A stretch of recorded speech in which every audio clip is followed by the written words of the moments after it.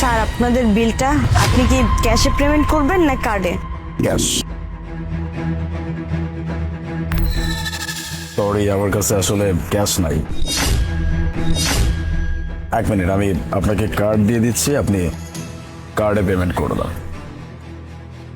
জি sir.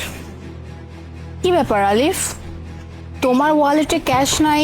মানুষ সামান্য তো কিছু ক্যাশ রাখে, তাই না? এটা তো লাগতেই পারে। না, আসলে ওয়ালেটটা তো চেক করে বের হই না। ওয়ালেটে ক্যাশ ছিল কি ছিল না এটা চেক করা হয় নাই। সমস্যা নাই, কার্ড দিয়ে দিচ্ছি, পেমেন্ট হয়ে যাবে। স্যার আপনার এই কার্ডে টাকা নেই দেখাচ্ছে। What? টাকা নাই? দেখি, টাকা তো থাকার কথা। আচ্ছা সমস্যা নাই, আমি অন্য কার্ড দিয়ে দিচ্ছি আপনাকে।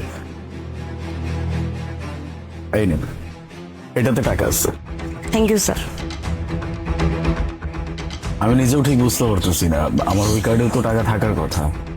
চিন্তা করার কোনো কারণ নাই, অন্য কার্ড দিয়ে দিচ্ছি, পেমেন্ট হয়ে যাবে। স্যার আপনার এই কার্ডেও ব্যালেন্স নেই দেখাচ্ছে। কি বলছেন কি? এই কার্ডেও টাকা নাই মানে? দেখি একটু। তো কিচ্ছু বুঝতে পারতেছি না, আমার তো সবগুলো কার্ডে টাকা থাকে। কি ব্যাপার আলিফ, মানে আমি বুঝতেছি না, তোমার ওয়ালেটে ক্যাশ নাই, তারপরে তুমি কার্ড দিলা দুইবার, সে কার্ডও বলতেছে কার্ড নাকি খালি, মানে বুঝতেছে না। আমি নিজেও বুঝতে পারতেছি না। এক কাজ করি, আমি আমার ম্যানেজারকে কল করি, দেখি কি সমস্যা হচ্ছে। হ্যাঁ হ্যালো। আচ্ছা কি ঝামেলা? আমি আমার কোনো কার্ড ইউজ করতে পারতেছি না, আমার কোনো কার্ডে টাকা দেখাচ্ছে না। ঝামেলা কি? স্যার আপনার ব্যাংক অ্যাকাউন্ট লক হয়ে গেছে। What?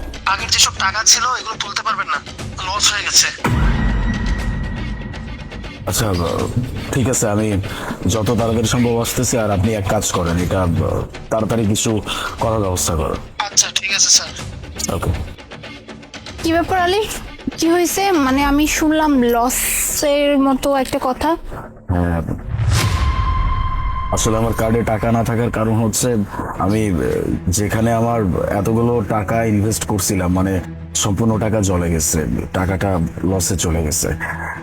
কোনো সমস্যা নাই, এটা আমরা ওভারকাম করে নিব, কারণ এর আগেও আমার এরকম অনেকবার হয়েছে। তুমি কোনো চিন্তা করো না, আমি দেখছি। একবার আমাদের বিয়েটা হয়ে যেতে দাও, সবকিছু ঠিক হয়ে যাবে। কি বললা তুমি? হ্যাঁ, টেনশন নাই। আর বিয়ে? হ্যাঁ, আর যে ছেলে মাত্র আমাকে ডেটে নিয়ে আসছে, তার কাছে ক্যাশ নাই, তার কাছে কার্ডে টাকা নাই, এমনকি সে নাকি বিজনেসে লস খেয়েছে, তার সাথে আমি ডেট করব? শোনো, আমি তোমার সাথে থাকতে পারবো না, আমি এখনই চললাম। মোনাব, কি ব্যাপার? তুমি এমন আচরণ কেন করতেছো? হ্যাঁ মানতেছি আমার লস হয়ে গেছে, ইটস ওকে, আমি আবার ওভারকাম করে নিব। কেন চিন্তা করতেছো? No tension. আর তার থেকে বড় কথা, আমরা একজন আরেকজনকে ভালোবাসি, আমাদের সুখে দুঃখে আমরা একজন আরেকজনের পাশে থাকবো, এটাই তো স্বাভাবিক। আজকে আমার খারাপ সময়, এর জন্য তুমি আমাকে ছেড়ে চলে যাবা? তুমি তো আমাকে ভালোবাসো। দেখো, আমরা বিয়ে করে ফেলি, সবকিছু ঠিক হয়ে যাবে, আমি তো বলছি, চিন্তার কোনো কারণ নাই। শোনো, হয়ে যাবে বা কি হবে না হবে এগুলো তো আমি দেখবো না। হ্যাঁ, তুমি আমাকে ডেটে নিয়ে আসছো, তোমার কাছে বিল পে করার মতো টাকা নাই, আবার তুমি বলতেছো আমি ওভারকাম করে ফেলবো। আমি কি তোমার সাথে ওভারকাম করার জন্য এখানে আসছি? হ্যাঁ, আমি কি ওভারকাম করার জন্য তোমার সাথে থাকবো? আমি তোমার সাথে থাকতে পারবো না। রিল্যাক্স, আমরা এগুলো নিয়ে বাইরে গিয়ে কথা বলি। আপাতত এখান থেকে তো বের হইতে হবে। আমার কাছে তো কোনো ক্যাশও নাই, আমার কার্ডও কাজ করতেছে না। তুমি একটা কাজ করো না, বিলটা পে করে দাও, তারপর আমরা বের হই, বের হয়ে এটা নিয়ে কথা বলি। কি বললা তুমি? আর তুমি বলতেছো আমি বিল পে করবো? হ্যাঁ, তুমি আমাকে ডেটে নিয়ে আসছো আর এখন এখানকার বিল আমি পে করবো? এটা তুমি কি করে ভাবলে? হ্যাঁ, যে তোমার মতো ছেলের সাথে এসে একই তো আমার মানিজ্য সব শেষ, ওয়েটারের সামনে আমার এখন মানিজ্য চলে যাচ্ছে, আর তুমি বলতেছো আমাকে বিল দিতে? হ্যাঁ, আচ্ছা আলিফ, এটা তুমি কি করে বললা? হ্যাঁ, তোমার কি ন্যূনতম কমন সেন্স নাই যে একটা ছেলে যখন একটা মেয়েকে ডেটে নিয়ে আসে তখন বিলটা ওই ছেলেটাই দিতে হয়? আর তুমি বলতেছো আমি এখন বিল পে করবো? আমি কোনো বিল পে করতে পারবো না। তুমি এখানে কিভাবে কি ম্যানেজ করবে না করবে, কিভাবে বিল পরিশোধ করবে, এগুলো আমার দেখার বিষয় না। আর একটা কথা, আজকের পর থেকে তোমার মতো একটা ছেলের সাথে আমি রিলেশনে রাখবো না, কারণ যে ছেলে বিজনেসে লস খেয়েছে এই ছেলের কোনো ফিউচার নাই। এরকম একটা ফিউচারলেস ছেলের সাথে আমি থাকতে পারবো না। আমি অনেক আশা করেছিলাম যে তোমার টাকা পয়সা আছে, বিজনেস এত বড়, তাহলে তোমার সাথে হয়তো ডেট করলে আমার জন্য লাভ হবে, আমি ভালো মতো চলতে পারবো, ভালো ভালো গিফট পাবো, ভালো জায়গায় যেতে পারবো। কিন্তু এখন এখন তো তুমি পথের ভিখারি হয়ে যাচ্ছ।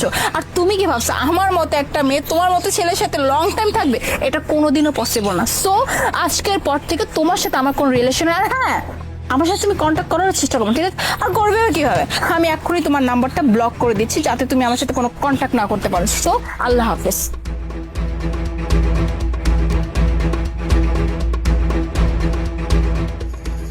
স্যার একটা জিনিস বুঝলাম না, আপনি আমাকে দিয়ে ম্যামের সামনে মিথ্যা কেন বলাইলেন?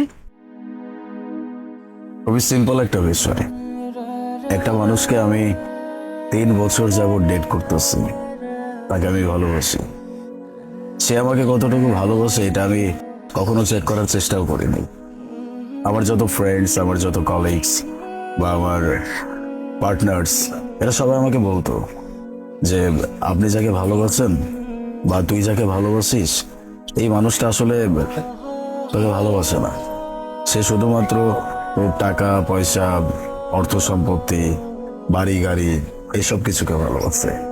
আমি না বিশ্বাস করতাম না, কারণ আমার কাছে সবসময় মনে হইতো যে মানুষটা আমাকে যথেষ্ট পরিমাণ ভালোবাসত।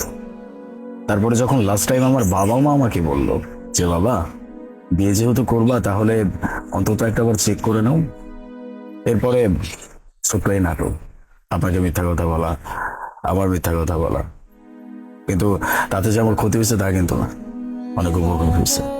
যেই মানুষটাকে 3 বছর যাবত ডেট করতেছি, আমি যাকে এতটা বিশ্বাস করি যে সে আমাকে ভালোবাসে, কিন্তু সে যে আমাকে ভালোবাসে না এটার প্রমাণ সামান্য এই ছোট্ট একটা পরীক্ষার মাধ্যমে হয়ে গেছে।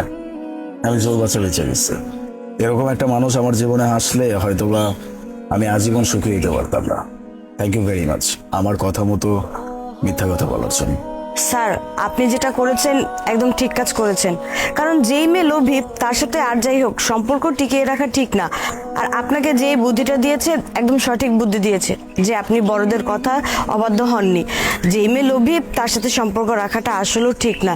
যেই মেয়ে আপনার সুখের সময় আপনার পাশে থাকবে, দুঃখের সময় পাশে থাকবে না, সেই মেয়ে আপনার লাইফে থাকার চেয়ে না থাকা অনেক ভালো স্যার। আপনার থেকে আজকে আমিও অনেক কিছু শিখলাম স্যার। কোনো সমস্যা নেই, আপনি আবার ভাববেন না যে আমার কাছে টাকা নাই। যান আপনি কাউন্টারে যান, আমি বিল পে করে দিচ্ছি। জি স্যার।